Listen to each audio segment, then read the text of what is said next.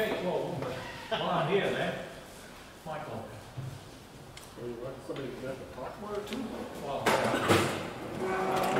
I've done the photocopy. So it's a simple little segmented bowl. I did a companion urn for some relatives, and stock is thick enough that this was cut off from the urn for the bottom part of the urn. So that's going out in a bowl, and then looks like you started out on the funnel. huh?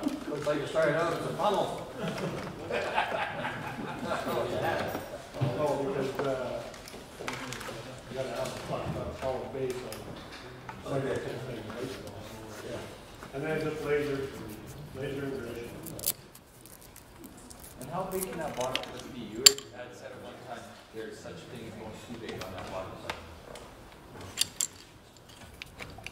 4 inches is as big as I would go before I went to the floating base.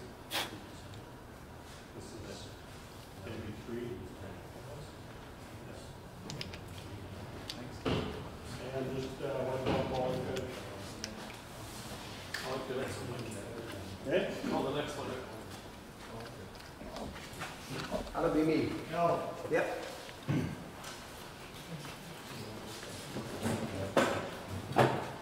So this is just, here, I'll go over here so you can be on the camera. So I kind of chase chainsaws in the neighborhood. If I hear it, I go see them cut down. And this is a piece of Pembina plum. And I got it, and yeah, it turned out, and the color hopefully will stay. I finished this about 3 weeks ago, and it cracked. Obviously, you can see that as it was drying. And what I did is I used coffee grounds and stuffed it in there, and then used CA glue, and then let it set up and stuff some more in there, and just to see how it finished. And I think it's pretty good. And just sand it, and then use microcrystalline wax to finish it. I think it turned out pretty well. And then this was just a piece of birch, and I personally don't like the way birch finishes. I find it kind of boring. But I just did the, yeah, and it turned out pretty well. And this was my first try. I had a couple more pieces of birch, and we'll see, what the pattern ends up with. But again, it just decorated it up a little bit. So that's just in the ink and spray the lacquer at the end of the day, and away we go. Any idea how long that pattern took you out? The longest thing is putting all the wood the wood burning stuff on there. It takes 3 or 4 hours probably, depending on how many.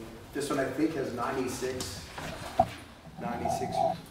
radials that way, and times, I don't know, 23 or something. So you figure out, you do the math, and it's 2,000 touches with the wood burning thing, and then just the ink once you start going, 3 or 4 hours maybe. Yeah. Right. So not as long as you think. Like I said, the most time consuming is the wood burning, and I don't have a good filter system for that in my basement, so I try to do it in the summertime, and then I do the coloring in the winter time. So that's my little contribution here. Can I see your bowl for a second? Certainly.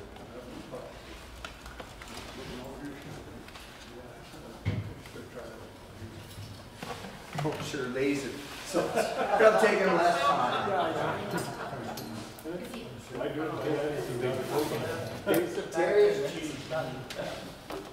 Terry, you around?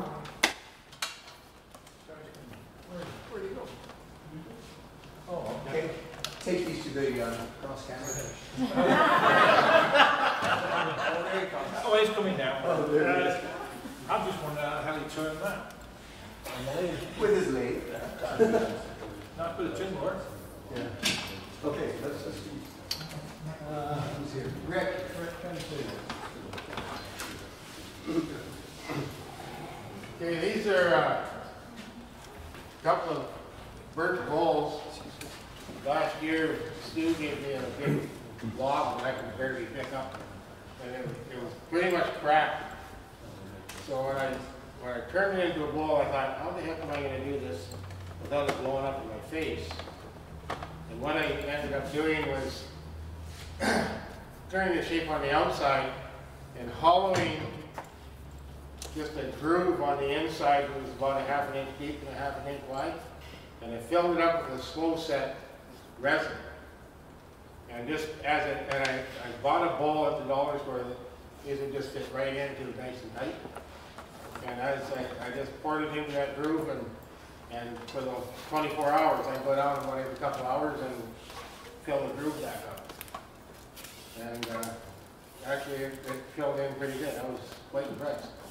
I was pretty nervous at trying it without doing something first, because I think it would have been fly by night. And then these are some of the Christmas ornaments that I've been doing. Every year I do a few Christmas ornaments and pass them out to the neighborhood. I wait till nobody's around, and I'll go and just hang them on their door. And I've had so many neighbors come and say, "Hey, somebody dropped something off of my door. You know who does that?" I said, "Well, that's one year, a couple of them seen me do it, and the next thing I know, they're giving me these gift cards for Starbucks and Tim Hortons, and I don't drink that. I never go to the place. No, I just kind of hide it. But I did some six-sided inside outs in walnut and maple, and then this one in some red oak. And that's okay. This one is hollow on the inside. And what I did is I turned it, and then in the middle berm there, I parted it off, hollowed out both ends, and then glued it back together, and I just put in 3 lines on there so you can't really see where it's glued together.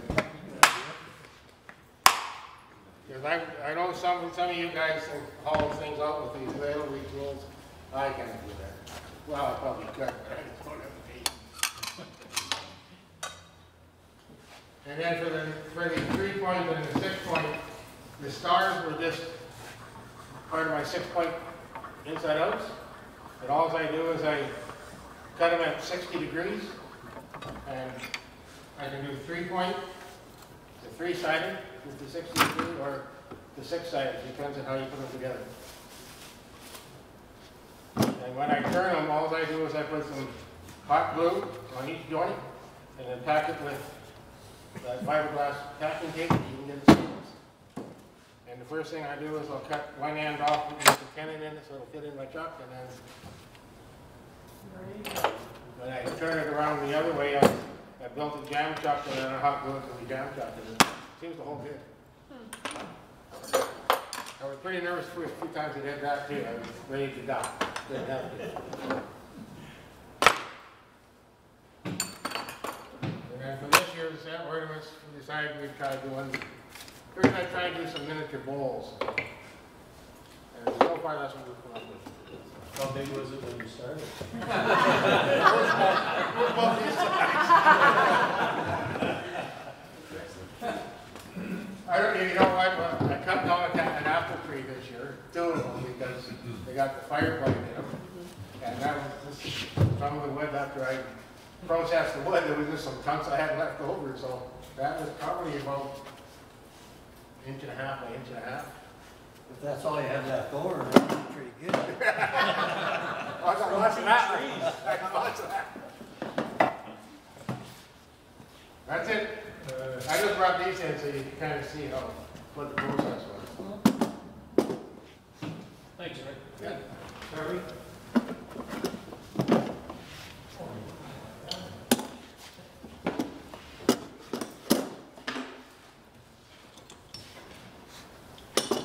This one's willow, and the lid is copper hammered.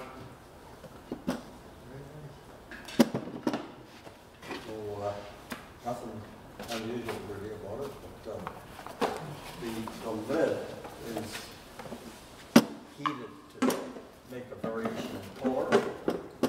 Sometimes it works and sometimes it doesn't. Depends when you let the heat off. And I find that steel works a lot better for what it's called. steel is harder to shape though. Oh, it's not bad, no? This one is tower poplar. It's got knots all over the place. So I kind of squeeze this in between the knots. Burn the whole thing with wood burner, and this is just white paint that I put on.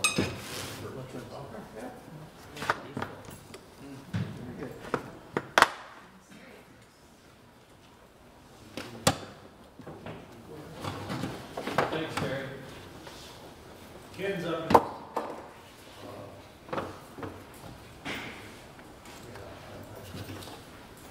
I was fortunate enough to find a nice burl of box elder, and out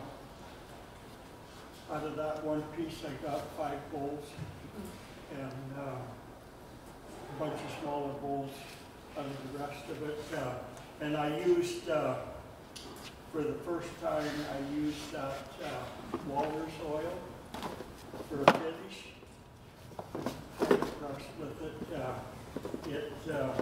It's a nice soft look to it. It has any sheen or anything, but I did find if you let it cure quite well, you can spray black claw over top of it, and it adheres real well, and you end up with a glossy finish if you wash.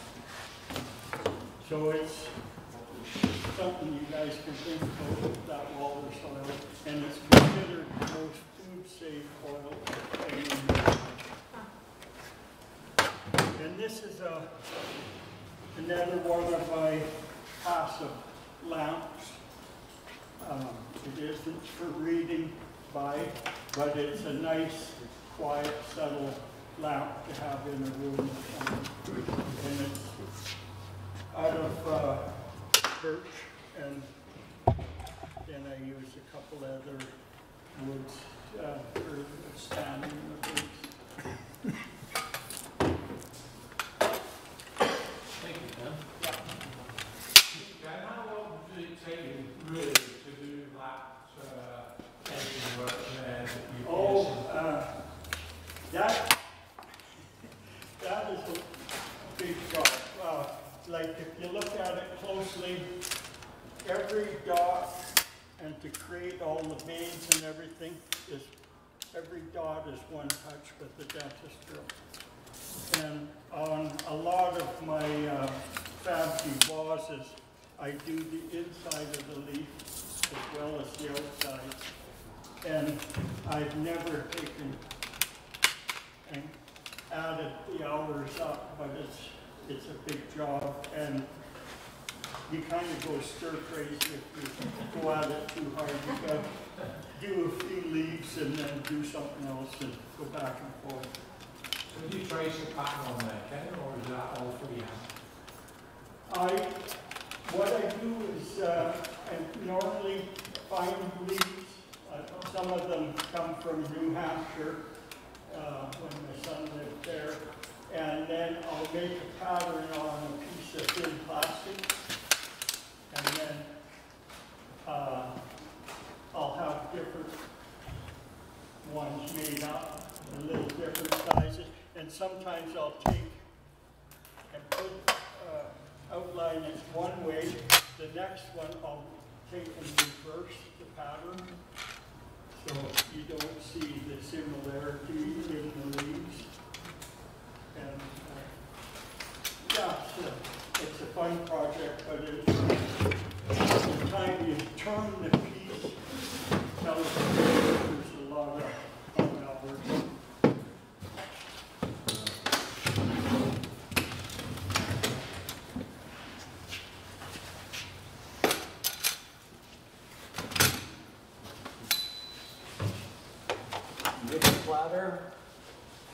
Colors are the chestnut stains that Jimmy Clues was using. It's off center by about an inch and a half.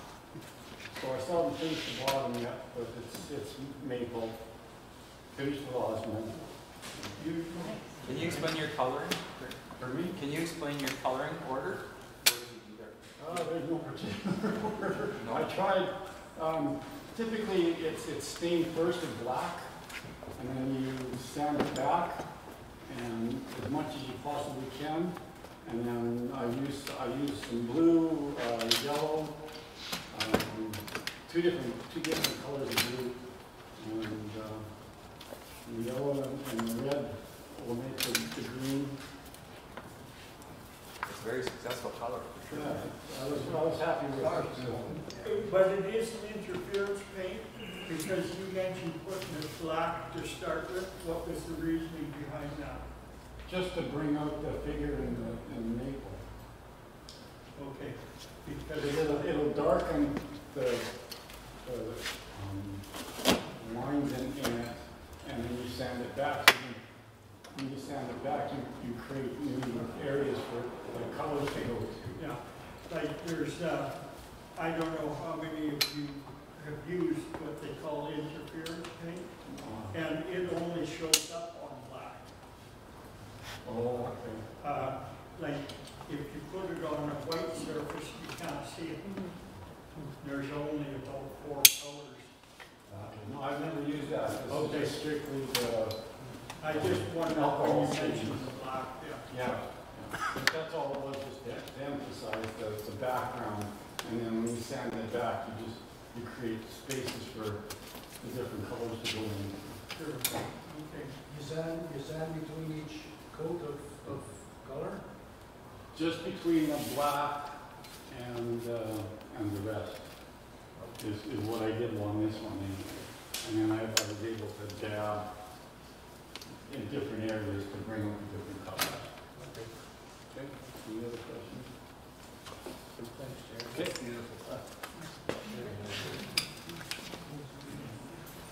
What's your piece, Glenn?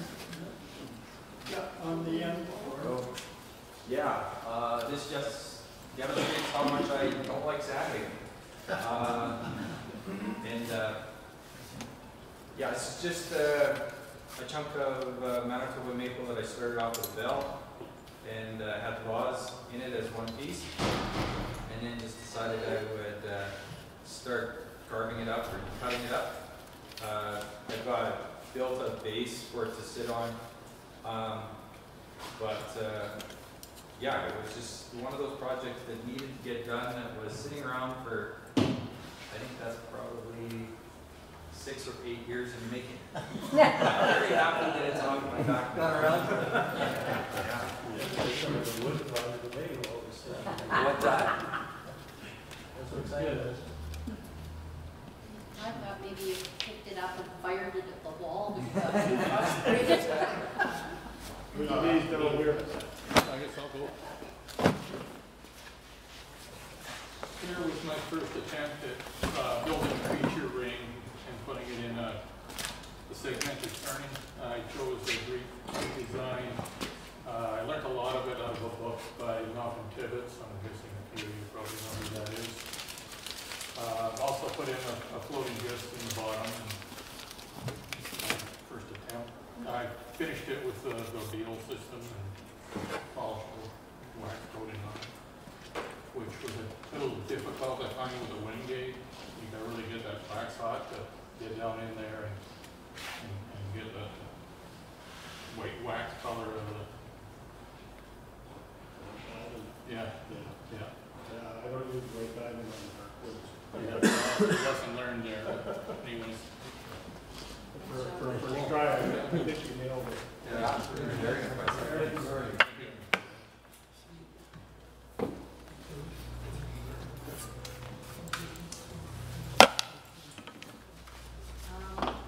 So this is a light edge bowl, stilted birch, and if you look really close, you can see where I glued back the piece of bark that fell off. You have to look really close. So, but, yeah, just a cute little light edge bowl.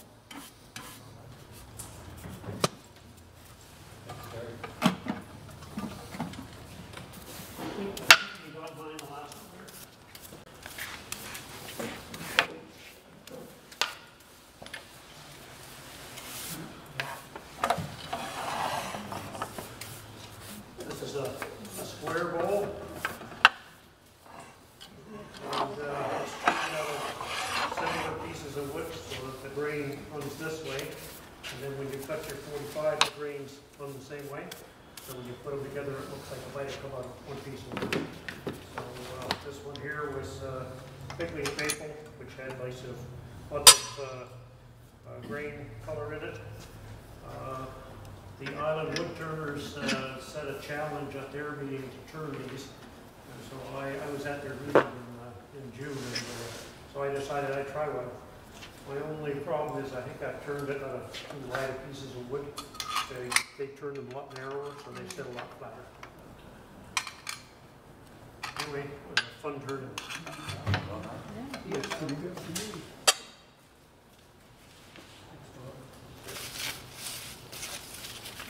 Somebody's got to say to the dormer or something. Chris, I think there's one more piece. I just brought this so I show you not everything you do breaks.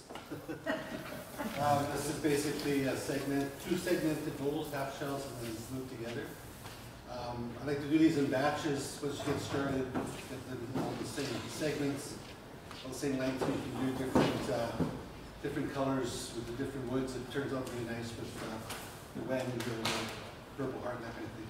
But I want to give credit to this group because last year my aunt asked to make a bunch of these for all her kids and grandkids at Christmas time. And the following week I came, she wanted to put a note inside. I had been gluing these together, the finial and she wanted to put a note inside. I came to this meeting and somebody was talking about using plumbing fixtures to glue them together. So I found that this is not a plumbing fixture, but one of those capsules for matches, watertight match holders. So I was able to put the finial in as so that's this group that helped me do that. That's nice. Nice. There's an H. Yeah. Pardon me? There's a couple of pens here. I know they're simple, but had to start somewhere. Bert, in the just before the break, gave me some pieces. He said, "If I give you these, you have to bring something." You should have left them. So I have no idea what kind of wood they are. So Bert's going to have to tell us that. One's light. One's light, one's dark. You gave me some wood. Light and dark. Light and It's light and dark, One's yeah. light. And so I tried to get them as close as possible. The one I tried to use the idea of using CA glue for the finish. Mm-hmm. Not happy with it, but I tried. Yeah. And the other one, it's called Woodturners Finish Mm-hmm. from Lee Valley. And I'm actually fairly happy with it. There's about 6 coats on it. It's a start. Woodturners Finish works really, really good on pens. Yeah, it does really good. So, anyway, gotta start somewhere. You got to start somewhere. Absolutely. That's great. Yeah, that's it. So we can get a hand packing everything up. Doing all that cleanup and really